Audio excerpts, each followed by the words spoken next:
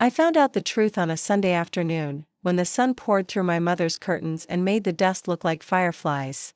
She leaned back in her chair, smirking, her wine glass trembling in her hand, and said, "No wonder you're still single at 35. Who would want you?" Her words didn't just cut. They carved holes. She laughed, actually laughed, like it was a punchline she had been waiting years to deliver. And my 5-year-old son, crouched in the hallway, heard every syllable. My name is Emily Carter. And from wherever you're watching this, stay with me. Have you ever been treated like a stranger in your own family? Like no matter how much you built, achieved, or loved, it never counted because their version of you was frozen in disappointment? That was me, but on that day, my son made a mistake, a small one. A human one.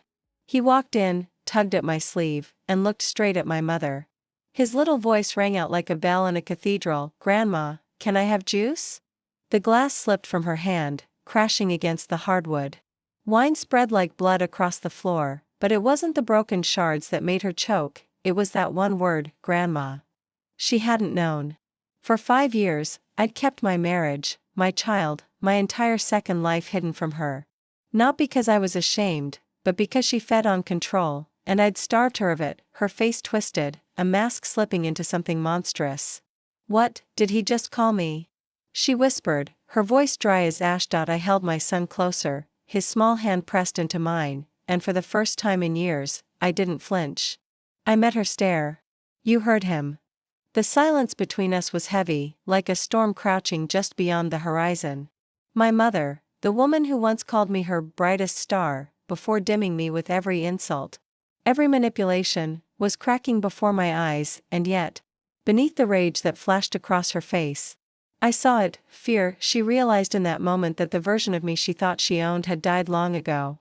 And the woman standing in front of her now, the mother, the wife, the secret keeper, was someone she had no power over. Still, my mother was not the kind of woman to surrender control easily. She leaned forward, shards of glass glinting around her feet, and hissed, "You think you can hide something like this from me? You think you can shut me out of my own grandson's life?" Her words burned, but I didn't break. Not this time, because betrayal doesn't always come as knives in the back. Sometimes, it comes as laughter in your face, until the truth explodes and swallows the room whole, and on that day, it wasn't me who shattered. It was her. My mother's voice rose like a storm tide, crashing against the walls of the house I once grew up in. "You hid this from me?" She shrieked, her words sharp enough to cut skin. "A marriage? A child?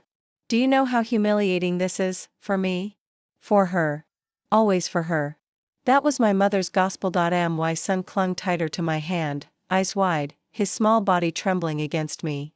I could feel his heartbeat in his palm, rapid and confused. He didn't know the war he had just sparked. I knelt down, brushing a strand of his hair back, and whispered, "Go wait in the car, baby. Mommy's right behind you." He hesitated, 5 years old and already sensing tension adults sometimes can't name, but finally nodded and ran outside. The door shut behind him, leaving only me and her, and suddenly, the room felt like a battlefield. She paced, her heels clicking against the broken glass. "You've embarrassed me for years, Emily. I told everyone you'd never settle down, that you were too stubborn, too cold. And now I find out you've been married this whole time? With a child?" Her words should have stung. But instead, they felt like background noise. Because all I could think about was how she had reduced me, every dream I chased, every achievement I earned, down to a single cruel label, disappointment, and yet here I was. Married. A mother. A life I built without her shadow hanging over me. "You were never going to meet him," I said flatly. "Not until he was old enough to see you for what you are." Her head snapped toward me. For a flicker of a second, I saw the wound under her armor. But then the mask returned, stitched tight with venom. "You don't get to keep him from me," she spat. "I'm his grandmother. Blood is blood." I laughed. Not out of humor, out of exhaustion. "Blood doesn't give you the right to poison him the way you poisoned me." The silence after that was deafening. She wasn't used to me talking back. I had always been the obedient daughter, nodding, apologizing, shrinking to fit the mold she designed. But the woman standing in her kitchen now was someone else entirely. She took a step closer, her perfume thick in the air. "You think you can erase me? I raised you. You wouldn't have survived a day without me. Her words brought flashes. Nights I cried myself to sleep after she tore into me, mornings I skipped breakfast because my stomach churned with her criticism. She didn't raise me, she broke me. And I rebuilt myself without her. I leaned forward, my voice calm but deadly sharp. I don't need you. And neither does he. Her eyes flared. But behind the fire, I caught something else: panic. Because for the first time in her life, my mother wasn't holding the reins, and she hated it. I thought leaving that house with my son would end it. That once the door shut behind us, her voice would stay trapped within those walls. But mothers like mine don't stay silent. They echo. They linger. They find ways to claw back into your life. By the time I pulled into my driveway, my phone was already vibrating. 5 missed calls. All from her. I didn't answer. That night, after I tucked my son into bed, I stood at the window, watching the moonlight spill across the yard. My husband, Daniel, came in quietly, his hand resting on my shoulder. You told her, he said, not as a question but as a truth he had been waiting for. She knows, I whispered. And she's not going to stop. He kissed my temple, steady, grounding. Then let her rage. She has no place here. I wanted to believe him. But with my mother, belief was dangerous. Because control wasn't just her habit, it was her addiction. The next morning, she proved it. I opened the front door to find her car parked at the curb, her figure standing in my yard as if she owned the ground beneath her feet. She wore that same self-righteous expression, chin lifted high, like she was the queen and I the subject who dared to rebel. My son peered through the window. His small voice behind me, Mommy, Grandma's here again. The word grandma twisted in my chest. He said it so naturally, without the history that word carried. To him, she was just another adult in his world. To me, she was the wound I'd spent years stitching shut. I stepped outside, closing the door firmly behind me. You can't just show up here. Her eyes narrowed. You kept him from me. You expect me to sit back and accept that? No. I deserve to be part of his life. You deserve nothing, I said, sharper than I intended. But it felt good, the steel in my voice. She flinched, just slightly, but recovered with venom. Do you know what people will say when they find out you hid a child from your own mother? What kind of woman does that make you look like? The manipulation was so familiar it almost comforted me. Almost. But I wasn't the girl who used to crumble under it. I was the woman who had built a life she never believed I could. You can tell whoever you want, I said. You can spread whatever story makes you feel powerful. But you will not cross this threshold. Her lips curled. You think you can shut me out, Emily? Watch me. Then she turned and walked back to her car. But as her tires crunched against the pavement, a chill ran through me, because my mother wasn't retreating. She was planning, and deep down, I knew, she wasn't going to fight fair. It started with whispers. Little rumors floating through places I had once felt safe. At work, a colleague leaned in one morning, hesitant, her voice low. Emily, is it true? That you left your son's father? That you've been hiding some messy past? My stomach turned cold. My mother's fingerprints were all over it. She had always known how to twist stories into knives, how to lace her poison with just enough sugar that people swallowed it whole. I smiled through clenched teeth. No. It's not true. But the doubt in her eyes told me damage was already done. When I got home that evening, Daniel was waiting in the kitchen, arms folded. His face was steady, but his jaw was tight. Your mom called me. The air froze. What did she say? That you're unstable. That you've been lying to me. That maybe I don't know everything about you. Her words echoed in my ears, a cruel parody of every insecurity I had ever carried. And you believe her? I asked, though my voice trembled. He reached for me, his eyes softening. No. I believe you. But Emily. She's not just lashing out. She's trying to dismantle you. Piece by piece. He was right. My mother wasn't coming for me directly anymore. She was slipping her venom into the cracks of my life, hoping to widen them into fractures. That night, I checked my voicemail. 3 new messages. All from her. The first, you're selfish, Emily. You robbed me of my grandson. But don't worry, I'll make sure the world knows the kind of mother you really are. The second, Daniel deserves better than your secrets. I'll tell him what you're too cowardly to admit. The third was softer. Colder. You think you've built a fortress without me. But every fortress crumbles. And I always find the weak spot. I deleted them, but the words clung to me like smoke. A week later, it escalated. My son's school called. They said a woman had shown up at dismissal, claiming to be his grandmother, insisting she had the right to take him home. My blood ran ice. I drove faster than I ever had in my life, heart slamming in my chest, hands shaking on the wheel. When I arrived, my son was safe, held back by cautious teachers. But I saw her standing outside the gates, furious and righteous. Like she was the wrong party. I pulled my boy into my arms, feeling his tears soak through my blouse. His little voice cracked, "Mommy, why is Grandma so mad?" I kissed the top of his head, but my eyes never left hers, because in that moment, I understood. This wasn't about reconciliation. This wasn't about love, this was war. The morning the envelope arrived, I knew she had taken it to the next level, thick, official, stamped with a lawyer's seal. My hands trembled as I slid it open. The words inside blurred, but one line burned clear: petition for grandparent visitation rights. She wasn't just meddling anymore.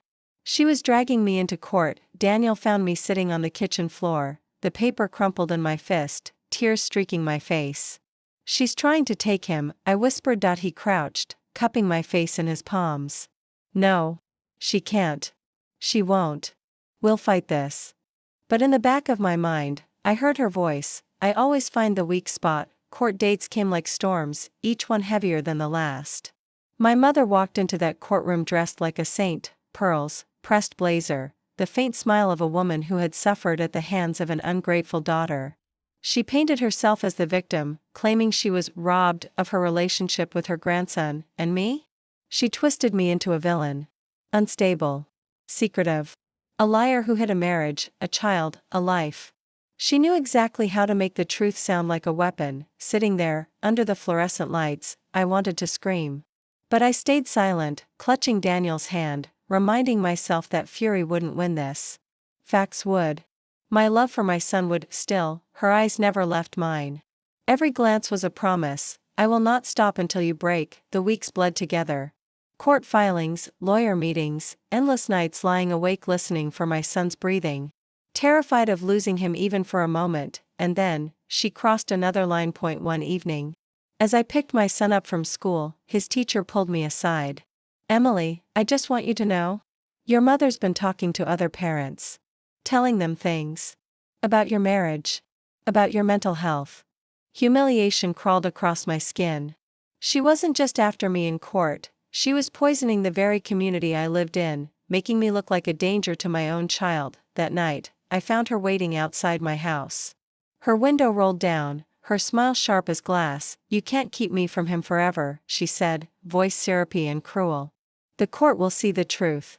And when they do, he'll be mine as much as yours." I stood at the edge of the driveway, shaking with a fury I'd never known before. "You will never own him," I said, my voice low but steady. Her smile widened. "Watch me." She drove off into the dark, taillights glowing like the eyes of a predator, and I realized something terrifying: she didn't just want access. She wanted control. Over him. Over me. Over the life I had fought to build. This wasn't just war anymore, this was survival. I stopped being polite the day she tried to take my son with paperwork and smiles. I hired a lawyer, Maya Rivera, whose voice sounded like a verdict when she said, "We'll build the record, Emily. We'll show what she is." I liked her immediately. She moved through the law with a quiet hunger that felt like armor. I needed armor. We started small. Photos, timestamps, copies of messages where my mother admitted she never wanted grandchildren, only trophies. Teachers' statements. My husband's emails confirming our marriage timeline. Every small thing that proved my life was not the scandal she wanted it to be, but evidence alone wouldn't cut through the kind of gaslighting she specialized in. So Maya recommended tapes. "People reveal themselves when they think no one's listening," she said. "We'll catch her." So I did what I had been trained not to do: I set traps. I offered neutral ground conversations and wore a smile that was only half hidden. I let her talk. She did what she always had, unloaded a fusillade of accusations, calls to my character, thinly veiled threats about taking my son away. I recorded each word. The device sat in my pocket like a tiny heartbeat. She was theatrical, a woman with a script that never varied. But in the pauses, when she thought she'd already won, she slipped. She admitted to lying to neighbors. She laughed, thin, pleased, about how easy it was to make people believe a better story about herself. The recordings were ugly and honest. They were everything she wished she hadn't said. We leaked none of it. Not yet.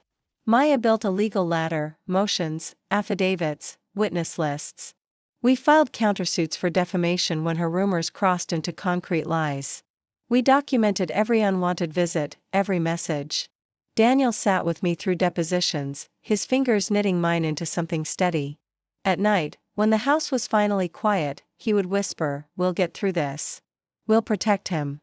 And sometimes I wondered if protecting him meant turning into something like her, relentless, unkind, willing to weaponize any truth.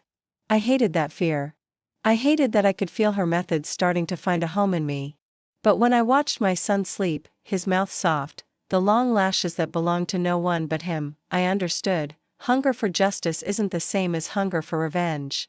One feeds a wound until it heals.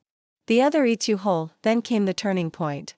A neighbor, Mrs. Caldwell, came forward with a video from the day my mother had shown up at dismissal. It showed my mother approaching the playground, her voice raised, but it also showed her fumbling with a pamphlet she'd been distributing, false claims about my fitness as a mother. The footage was candid, the context clear. We took it to court. Maya played it like a thunderclap in a room full of whispers. The judge watched, eyebrows knitting, as patterns emerged, the visits, the calls, the manipulations laid bare like bones. For the first time in months, my mother looked smaller. Not defeated, never that, but diminished. Her armor didn't fit the way it used to. She glared at me from across the room, the kind of look that used to stop my breath. This time it did something else. It lit something in me that felt like defiance and relief braided into one. We hadn't won custody. The law is messy and slow. But we'd taken back a little control. The headlines she'd hoped for didn't appear.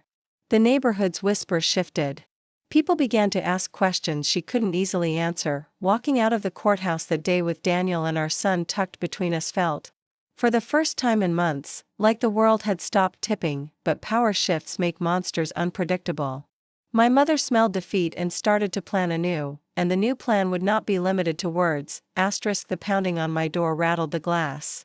When I opened it, my mother stood there, hair wild, lipstick smeared, eyes fever bright. "You think dragging me into court makes you safe?" She spat. "You humiliated me. Made me a monster." Her voice carried into the street.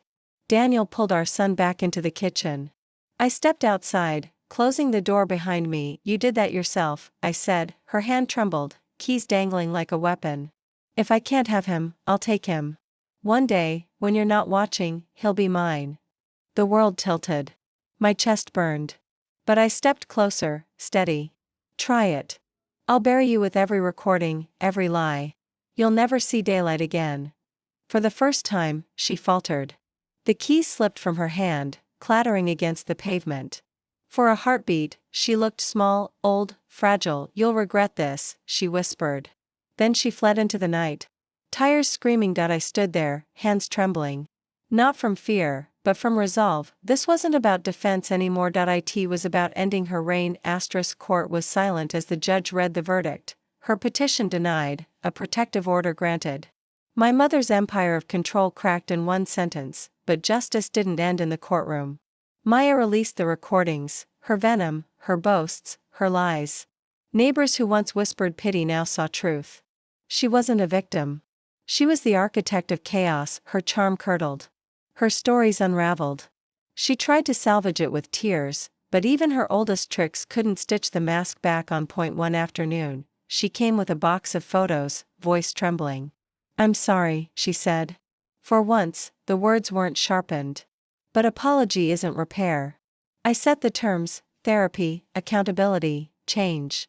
No more control. No more secrets. She left with her photos, smaller than I'd ever seen her. "Whether she heals isn't my burden anymore." That spring, Daniel, my son, and I planted a tree in our yard. Its leaves shimmered in the wind, fragile yet stubborn. Our roots now, not hers. Some victories are loud.